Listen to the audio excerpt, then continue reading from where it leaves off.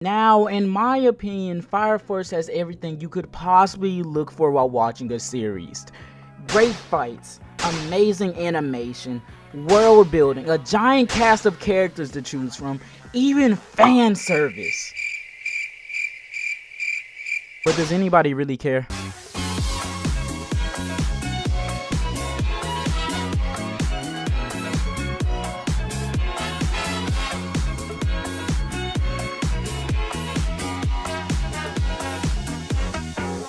Now, I've recently taken the time to actually catch up on Fire Force, and I'm not gonna lie, my whole opinion of the show completely shifted, especially considering those last few episodes of season 1, right?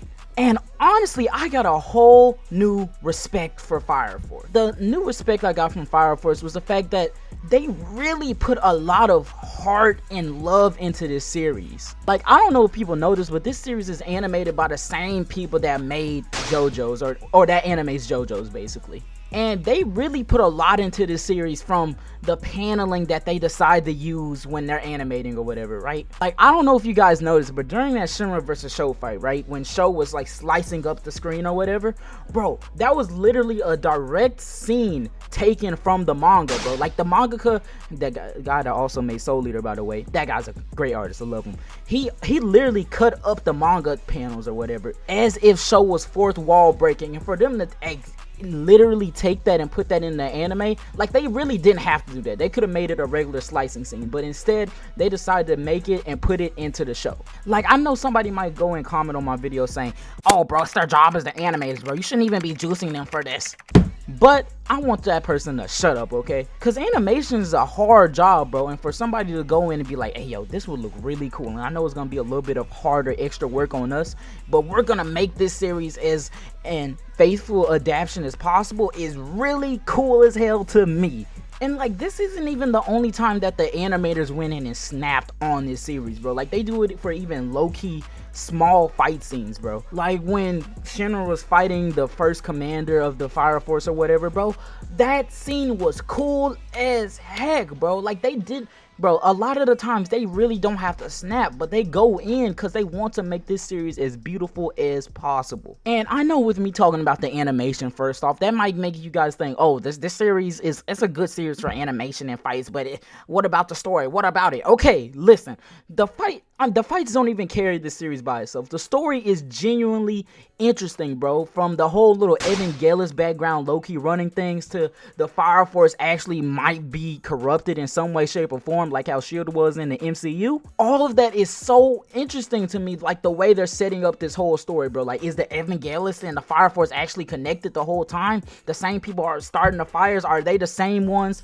putting them out? Like, are they creating their own conflicts? Like, bro, this series is genuinely interesting to me. Like, the way that they're setting up the story so far, bro. Like, the character and the world building that they're doing in this, it's cold, bro. Like, you never know who might betray you next. Like in season 1 with that one guy that fought with like stars or whatever, Starfire fighting, I don't know, but he came out of nowhere and he was evil. Now that was cold, bro. That was a cool twist to me. And then after all, he was about to get captured and everything, and for him to just get one-shotted, like, bro, this series, man, like, it's highly slept on in my opinion for how cool this series truly is.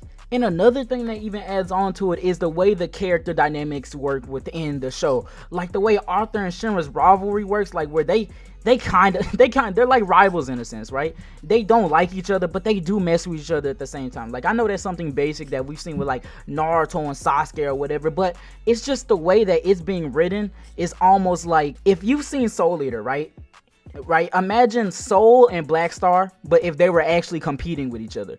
It's that kind of situation, right? And I think for him to take characters dynamic like that from one of his previous shows and then flip them over here, that is honestly cool as hell to me, bro. Because, like, what else can I expect from my greatest mangaka, okay? Like, a lot of people don't know this, right? But Soul Eater, like, that's one of my top 5 favorite shows of all time. Just because of how the character dynamics worked in that show.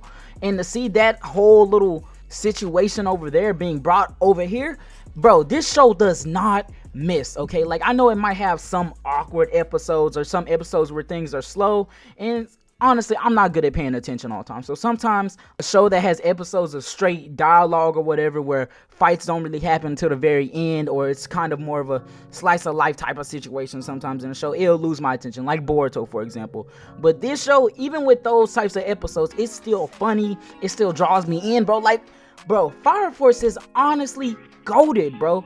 And I get that a lot of you may already know how cool this show is and how goated this show truly is, but I feel like more people should honestly be talking about it. Like, when Fire Force has cool fight scenes, I think it deserves a lot more clout than what Demon Slayer got, okay? Because looking at that manga for Demon Slayer, I really didn't like it if you saw my video.